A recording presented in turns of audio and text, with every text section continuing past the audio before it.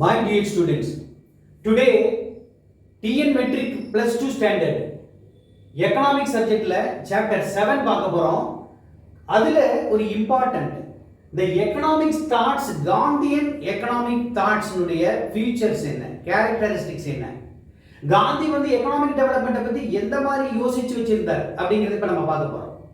இப்போ இதுல பாருங்க 1921லயே காந்திஜி என்ன எழுதிருக்காரு அப்படின்னு சொல்லி பாத்தீங்கன்னா economics that hurt the moral well-being of an individual or a nation is immoral அப்படின்னு எடுத்திருக்காரு. அப்ப நேஷனும் பாதிக்க கூடாது, இண்டிவிஜுவலும் பாதிக்க கூடாது, and therefore அந்த மாதிரி ஆக்டிவிட்டீஸ் எல்லாம் என்ன அப்படின்னா sinful, பாவப்பட்டது அப்படின்றார். அப்ப those activities which hurt the moral well-being of an individual and a nation is immoral அப்படின்னு சொல்றாரு. அவர் வந்து ஒரு 10 சிம்பிள் ஆக்டிவிட்டி சொல்றாரு. எல்லாமே எகனாமிக் டெவலப்மெண்ட் நம்ம சொல்லலாம். அதனால ஒரு தனி மனித விருப்பு வெறுப்புகள், அதனுடைய சுதந்திரங்கள், அவங்களுடைய உரிமைகள் எப்படி பாதிக்கப்படுது அப்படிங்கறத இப்ப நம்ம பார்க்க போறோம். அத முதல்ல 1921ல சொன்னார். அதுக்கப்புறம் 1924ல he repeated the same belief. அதே பிலீஃபை ரிப்பீட் பண்றாரு. என்ன பண்றாரு? economics is untrue which ignores or disregards moral value. எந்த moral value டிஸ்ரிகார்ட் பண்ணுதோ இல்ல இக்னோர் பண்ணுதோ அந்த எகானமி வந்து உண்மையான எகானமி அல்ல அப்படின்னு சொல்றாரு. நெக்ஸ்ட் பாருங்க, salient features of Gandhian economics thoughts.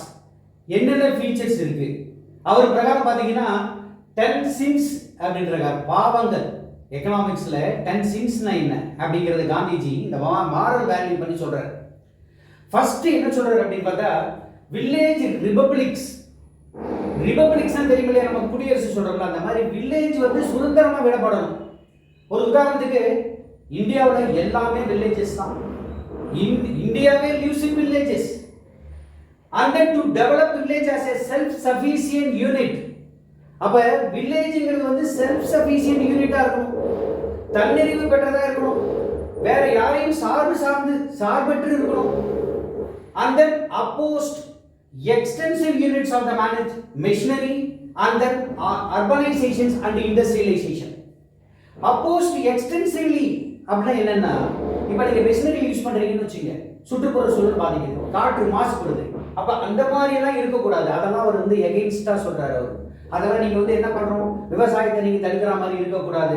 அதே சமயத்தில் நீங்க அக்ரிகல்ச்சருக்கு முக்கியத்துவம் கொடுக்காம வெறும் அர்பனைசேஷன் அண்ட் இண்டஸ்ட்ரியலைசேஷன் இதையே நீங்க பண்ணிட்டு இருந்தீங்கன்னா அப்ப சுயசார்பு இருக்காது. அப்ப வில்லேஜ் ரிபப்ளிக் இம்பார்ட்டன்ஸ் அதை பண்றது இல்லை. இந்த எக்கனாமிக் வளர்ச்சிங்கிற பேர்ல வந்து ரிபப்ளிக் பண்றது இல்லை, அது ஒரு சின்.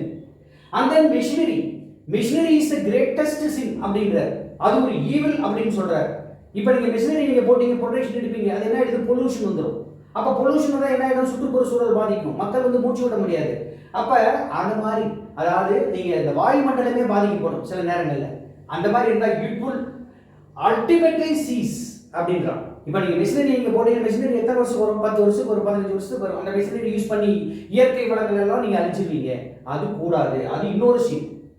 அந்த இண்டஸ்ட்ரியலைசேஷன் அப்படிங்கிறது it is a curse of mankind. மனித இனத்தினுடைய ஒரு சாபக்கேடு அப்படின்றார்.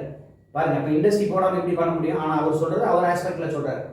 அதாவது இப்ப நம்ம நாட்டுடைய கெபாசிட்டி எவ்வளவு இருக்கு, இப்ப பூமி கடியில என்ன இருக்கு, கோல்டு இருக்கு, சில்வர் இருக்கு, யுரேனியம் இருக்கு, என்னென்னலாம் இருக்கோ எல்லாத்தையும் வெட்டி எடுத்துட்டா, ஃபாரஸ்ட் எல்லாத்தையும் எல்லா மரங்களையும் அழிச்சிட்டா.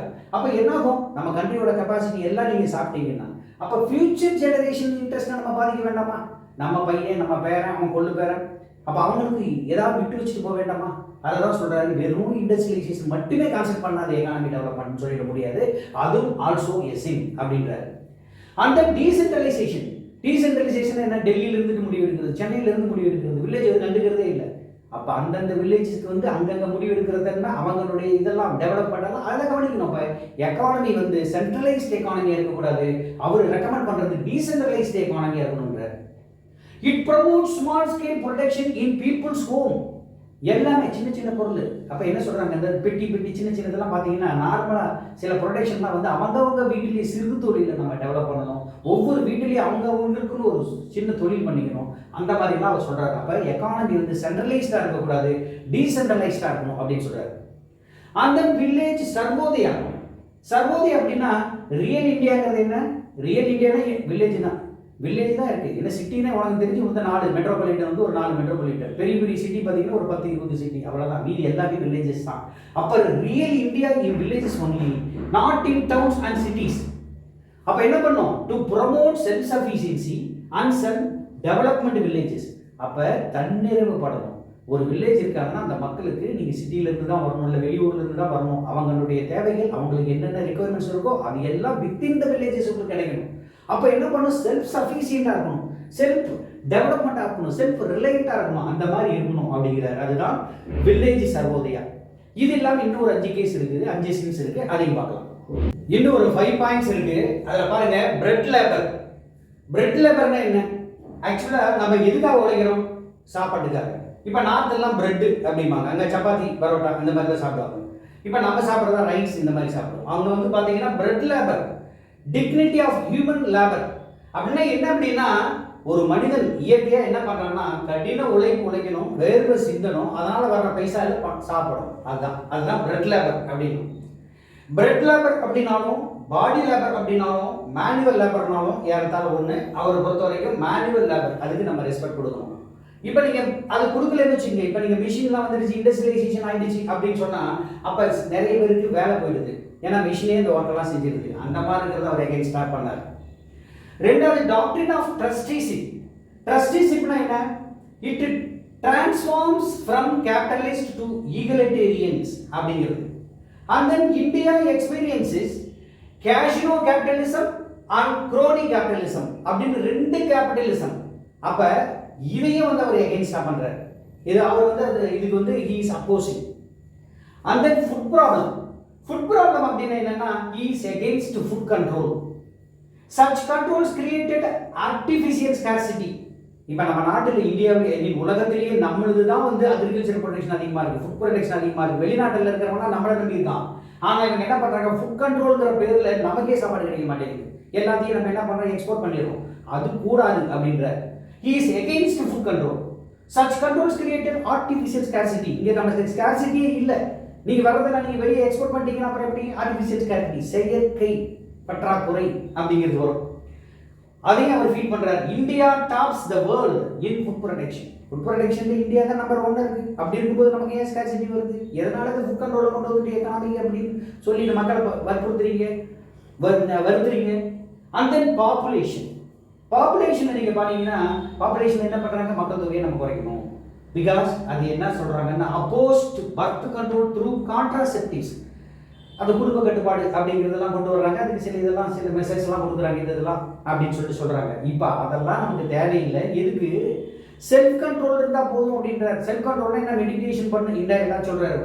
Self control as a remedy of overpopulation. நம்ம மனசை கண்ட்ரோலாக வச்சுக்கிட்டா அப்போ என்ன? பாப்புலேஷன் ஆட்டோமேட்டிக்காக கரெக்டாக இருக்கும் அப்படிங்கிறத அவர் சொல்றாரு. அண்ட் தென் ப்ரொஹிபிஷன் அப்படின்னா என்ன தெரியும் இல்லையா? அதாவது தடை விதிக்கிறது. இப்போ நம்ம நாட்டில் வந்து என்ன சரளமாக எல்லா இடங்கள்லையுமே சாராய கடைகள் இருக்கு. ஆனால் அவர் என்ன சொல்றாரு? 100% ப்ரொஹிபிஷன் வரணும், மதுக்கு வந்து தடை விதிக்கப்படணும். அதை அவர் வந்து சப்போர்ட் பண்றாரு. பட் என்ன பண்றாங்க? இப்போ எல்லா கண்ட்ரீஸ்லையுமே எல்லா ஸ்டேட்ஸ்லையுமே என்ன பண்ண? அதுதான் வருமானமாக இருக்குது, அதுதான் எக்கானமியாக, அதாவது அந்த சோர்சஸ். அப்போ அவங்களுக்கு ரிசோர்ஸஸே அதுல இருந்து தான் கிடைக்குது. அதை வந்து அவர் என்ன சொல்றாரு? லிக்கர் அப்படிங்கிறது அது ஒரு டிசீஸியா அப்பயே அந்த காலத்திலேயே சொல்லிட்டாரு. அது ஒரு நோய். என்னை பொறுத்தவரைக்கும் என்ன நினைக்கிறேன் அப்படின்னு அவரை காந்தி சொல்றாரு என்னன்னா, பூரா இருக்கிறதே பெட்ரு, நாடு ஃபுல்லாக குடிகாரனா இருக்கிறத விட பூரா இருக்கிறதே பெட்ரு அப்படின்றார். ஆனால் அவர் சொல்றது யார் கேட்குறா? ஆனால் எல்லா கண்ட்ரீஸ்லையுமே எல்லா ஸ்டேட்ஸ்லையுமே என்ன இருக்கு? சரளமாக இருக்குது சாராய கிடைக்கும். ஸோ இதெல்லாம் தான் எக்கானமிங்கிற பேரில் நம்ம நினச்சிட்டு இருக்கோம் டெவலப்மெண்ட் அப்படின்னு சொல்லி. ஒரு பக்கம் டெவலப்மெண்ட்டாக இல்லாமல் இவ்வளோ பாவங்கள் இருக்குது. அதெல்லாம் காந்திஜி என்ன சொல்கிறாங்க? 10 sins ஆஃப் எக்கானமி டெவலப்மெண்ட் அப்படின்னு சொல்லிட்டு அது என்னென்னங்கிறது பார்த்தோம்.